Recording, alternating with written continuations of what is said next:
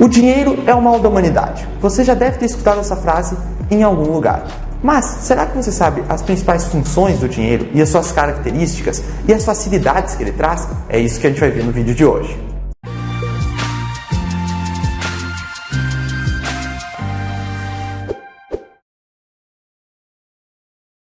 Bom, para a gente entender por que o dinheiro ele facilita tanto as negociações e a vida das pessoas de maneira geral, a gente precisa pegar primeiro algo que era muito comum antes do dinheiro ser amplamente utilizado, que é a prática do escambo. No que consiste o escambo? É uma troca entre duas mercadorias, uma troca direta, sem um intermediário de troca que seria o dinheiro. Não, é apenas uma troca. Vamos pegar aqui um exemplo. Bom, nesse exemplo aqui que a gente pegou, é um exemplo onde o escambo daria certo, onde uma pessoa ela possui gado e ela troca essa determinada quantidade de gado por um terreno, uma terra, um pedaço de terra. Essa pessoa que trocou o seu pedaço de terra pelo gado, ela realmente precisava daquele gado. E a pessoa que trocou o gado pelo pedaço de terra, ela precisava do pedaço de terra. Então, repare que as duas pessoas, as duas partes dessa relação, elas têm que mutuamente querer uma a mercadoria da outra, necessariamente, para esse escambo dar certo. Nesse caso, então, é um exemplo onde o escambo dá certo. O escambo, então, ele permitia determinadas trocas na economia que beneficiavam as duas partes, nessas trocas voluntárias. A pessoa que trocou o gado pelo terreno, ela precisava daquele terreno naquele caso. Então, essa troca foi benéfica para ela. A pessoa que precisava do gado e tinha o terreno, ela trocar o seu terreno pelo gado foi benéfico para ela. De repente, ela já tinha uma quantidade grande de terreno, mas precisava preenchê-lo com gado. Então, nesse caso, deu certo. Mas, o que pode acabar acontecendo, pessoal? Vamos pegar agora outro exemplo hipotético. A pessoa, ela tem gado e ela precisa de um terreno. Mas nessa sociedade, havia pessoas que tinham vários bens, várias mercadorias, mas elas não possuíam o terreno que essa pessoa precisava. Então uma ali tinha um outro animal, no caso um porco, mas ela precisava de mão de obra, ela precisava de alguém para trabalhar para ela. Então já não daria certo essa troca. Outra pessoa tinha ferramentas de construção, como por exemplo uma pá, só que ela precisava de sementes para plantar determinados alimentos. Outro, em contrapartida, possuía alimentos, só que ele queria trocar por água. Nesse caso, o escambo não daria certo. E isso é ruim de certa maneira para a economia, devido ao fato de que as trocas voluntárias, elas tendem a ser benéficas para as duas partes. Se eu voluntariamente quero trocar meu gado por um terreno, significa que eu estou precisando mais daquele terreno do que o gado que eu tenho momentaneamente. E a outra parte, ela precisa mais do gado do que o terreno. Então, ali é um exemplo onde dá certo essas trocas. Mas se eu quero trocar algo para aumentar a minha eficiência econômica da minha empresa, por exemplo, e eu não consigo, isso é ruim de maneira geral para a economia. Por isso, nesse exemplo que o escambo dá errado, fica evidente como é ruim para a economia que não ocorram trocas voluntárias que trariam uma maior eficiência econômica para aquela sociedade. Bom, vamos pensar então agora um terceiro exemplo hipotético, onde uma pessoa ela precisa de um terreno, ela possui uma quantidade de gado e existe uma outra pessoa que ela possui várias mercadorias, ela possui animais, ela possui ferramentas, ela possui móveis, enfim, ela possui bastante coisa para trocar e dariam mais ou menos o mesmo valor. Só que uma das pessoas precisa de terreno, o outro precisa de gado. Tudo bem, um deles ele conseguiria o gado com aquela outra pessoa, mas aquela pessoa quer um terreno para trocar. Então o escambo daria errado. O que essa pessoa que precisa do gado, no caso que está aparecendo no canto direito da tela de vocês, o que essa pessoa que precisa de gado pode fazer? Ela pode trocar com uma outra pessoa, ali agora que está aparecendo na tela de vocês na esquerda, representada por aquela moça ali que tem uma quantidade de sal, que é equivalente ao valor daqueles bens que ele tem, o porco, a ferramenta, os móveis. Então, nesse caso, ele trocaria essas mercadorias que ele tem por sal. Então, o sal seria utilizado como moeda de troca, porque a gente vai ver no seguinte exemplo. Agora, ele possui sal, ele precisa de gado, ele volta lá naquela pessoa da primeira imagem desse exemplo e troca o gado pelo sal. Assim, ele conseguiu o gado que ele precisava. E a outra parte que agora está com sal? Essa pessoa pode usar o sal novamente como moeda de troca e trocar com uma outra pessoa que possui um terreno. Observem como o sal foi utilizado como moeda de troca, como um instrumento intermediário das trocas, aumentando a eficiência econômica. O cara que queria o gado, ele conseguiu. A moça que queria aqueles objetos que o outro cara tinha, ela também conseguiu. O cara que precisava do terreno, ele também conseguiu o terreno. E no fim, o cara que tinha o terreno para vender conseguiu uma quantidade de sal que pode ser usada para trocar por outros bens e serviços, sejam lá quais ele queira. Então essa série de trocas voluntárias intermediadas pelo sal como moeda de troca foi altamente eficiente. E o sal realmente foi muito utilizado como moeda de troca durante diversos períodos da nossa sociedade. Inclusive, é daí que vem o nome salário, porque a mão de obra era paga com sal. O sal era algo muito importante, porque ele ajudava a preservar, por exemplo, carne. Então, deixava carne que você poderia se alimentar depois, por um longo período, ela conseguia ser conservada pelo sal. Então, tinha um alto valor na sociedade, era algo fácil de portar, bem divisível, era muito aceito como meio de troca e tinha um valor relativamente interessante, porque normalmente as pessoas realmente precisavam do sal para conservar alimentos. Então observem essas características do sal.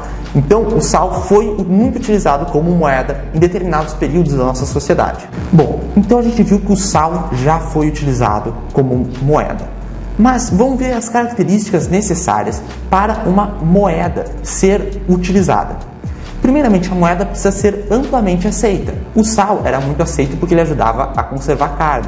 Um outro exemplo de moeda que veio a existir na nossa sociedade foi o ouro. Porque o ouro ele é amplamente aceito, ele tem uma escassez alta, ou seja, ele é relativamente raro e é muito utilizado na indústria. Então é algo que dificilmente vai perder valor.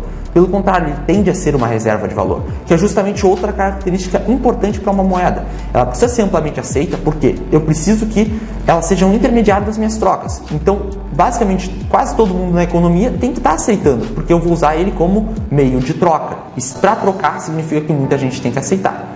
Tem que ser uma reserva de valor também, porque não adianta eu ter uma quantidade dessa moeda e do dia para a noite ela se desvalorizar muito.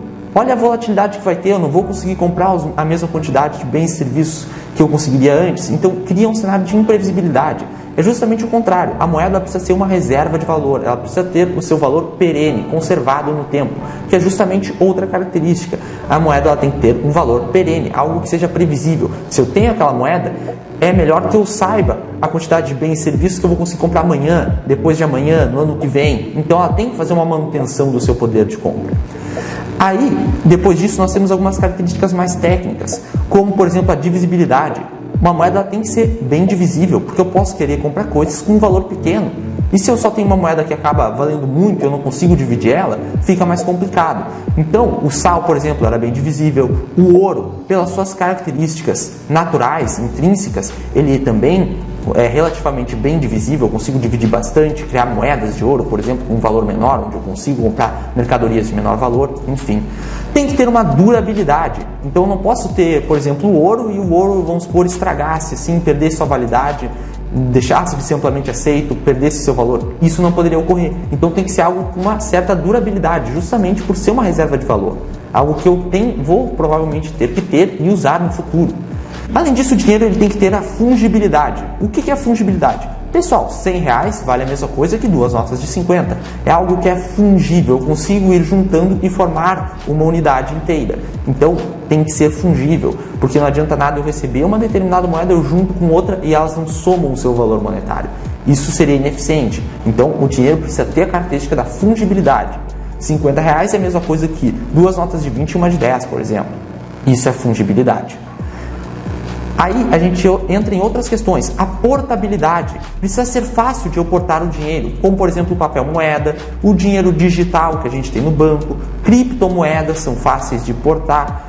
O ouro é um pouco mais difícil, mas o que se criou em um determinado período da história? Títulos resgatáveis em ouro. Então era um título que dizia que aquele título, aquele papel valia uma determinada quantidade de ouro e eu podia transportar aquele papel com uma maior facilidade. O ouro ficava depositado, por exemplo, em um banco e quem tivesse aquele título de repente conseguia resgatar o ouro do banco. Além disso, a moeda ela tem que ter uma segurança no sentido de ser difícil de falsificar ela. Então, também tem essa questão, não adianta existir uma moeda e ela ser facilmente falsificada, senão minha moeda vai perder o valor, ninguém vai confiar nela. Além disso, aí, outra questão muito interessante é a oferta limitada, a escassez. A partir do momento que a moeda ela não pode ser emitida novamente, ela vai ter uma escassez, ou seja, ela é algo finito. Então, não vai ter como eu criar mais daquela moeda. justamente porque senão ia acabar tirando o poder de compra dela. Aí é que a gente entra nas moedas ao longo do tempo, que já foi sal, como a gente mencionou, já foi ouro utilizado, prata já foi utilizada como moeda, os títulos resgatáveis em ouro e prata também, porque eram mais fáceis de ser, mais portáteis, digamos assim. E nós temos a moeda fiduciária, que é o que a gente possui na maioria dos países, a moeda do país, que é uma moeda que ela é obrigatória nos contratos realizados dentro do território nacional deste determinado país. E nós temos o Bitcoin, que é uma novidade, né? As criptomoedas em geral, elas têm essa característica da escassez. Normalmente elas têm um número máximo que pode ser emitido, o que pela lei de oferta e demanda, se a oferta ela é fixa, o preço vai variando em função da demanda, não podendo ser emitidas novas moedas a partir de um determinado patamar. Ao contrário da nossa moeda fiduciária, a moeda que nós usamos, por exemplo, o real, ou dólar, ou euro. Essas moedas elas podem ser emitidas e elas normalmente são emitidas pelo governo. E quando o governo faz isso, ele aumenta a oferta de moeda. Pela lei da oferta e demanda, se a oferta aumenta, a tendência é que desvalorize ou deixe de se valorizar esse determinado dinheiro, essa determinada moeda. Então isso é uma fraqueza, de certo modo, das moedas fiduciárias que são usadas nos países. Que o ouro não tem, por uma questão natural, não tem como imprimir ouro, por exemplo. Ele tem uma escassez limitada pela natureza. O Bitcoin já tem uma escassez delimitada pela sua tecnologia, pela matemática, pela criptografia. Então são 21 milhões de Bitcoins que vão existir e não vão ser criados novos Bitcoins a partir disso. Então isso é mais uma característica. A moeda ter uma oferta fixa, né, uma escassez, ela ser finita, faz ela preservar de maneira mais eficiente o seu valor. Bom, as características técnicas, a portabilidade, a divisibilidade, fungibilidade, com as tecnologias existentes hoje, é muito mais fácil de se obter acesso a essas características mais técnicas, digamos assim, do dinheiro.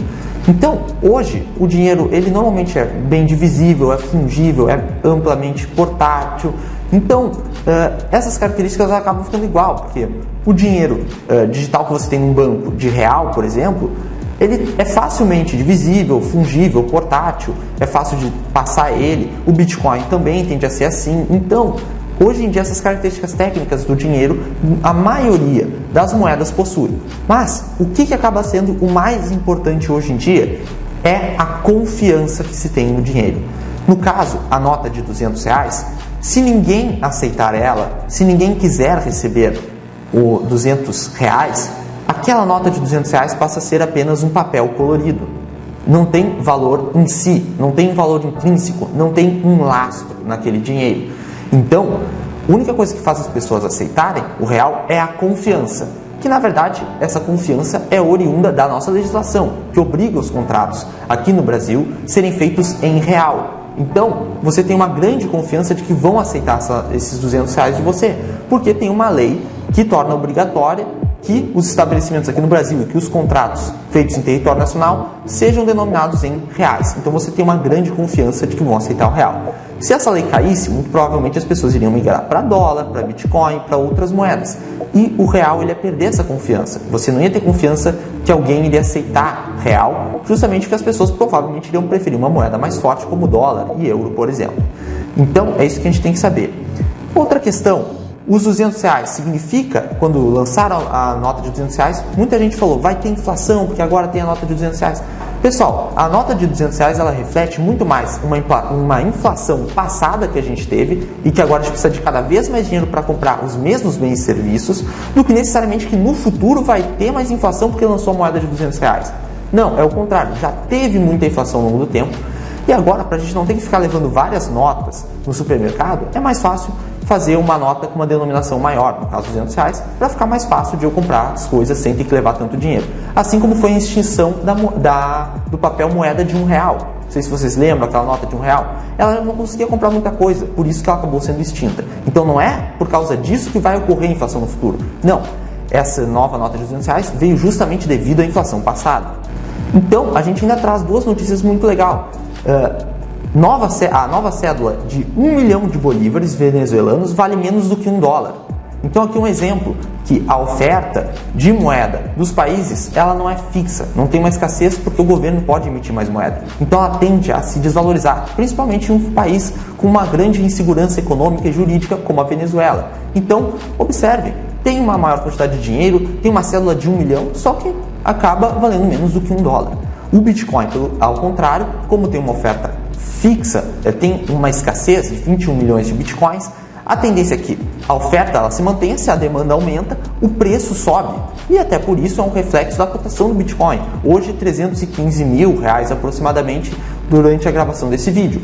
Então, a gente consegue observar como que a escassez é um fator muito importante, como que a confiança também é, porque pouca gente confia nos bolívares venezuelanos, eles tendem a se desvalorizar. As pessoas estão confiando muito no Bitcoin, que não vão ser emitidos novos Bitcoins, essa escassez vai se manter e que as pessoas vão demandar cada vez mais essa nova tecnologia e o preço vai subir.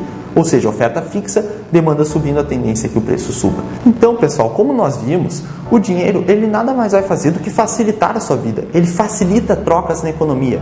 Se eu voluntariamente quero trocar um bem por outro bem, e eu não consigo, porque eu não consigo chegar num consenso com a outra parte para realizar essa troca por meio do escambo, eu posso achar um bem intermediário, nesse caso o dinheiro, onde eu troco meu bem por dinheiro e depois eu uso esse dinheiro para comprar o bem daquela outra pessoa que eu queria comprar. Então, pessoal, no fim, o dinheiro ele vai facilitar a vida, ele vai criar uma maior eficiência econômica, vai ficar mais fácil de eu realizar trocas voluntárias. Então, eu vou ter acesso a mais bens e serviços, eu tenho a possibilidade de comprar mais bens e serviços do que eu tinha antes.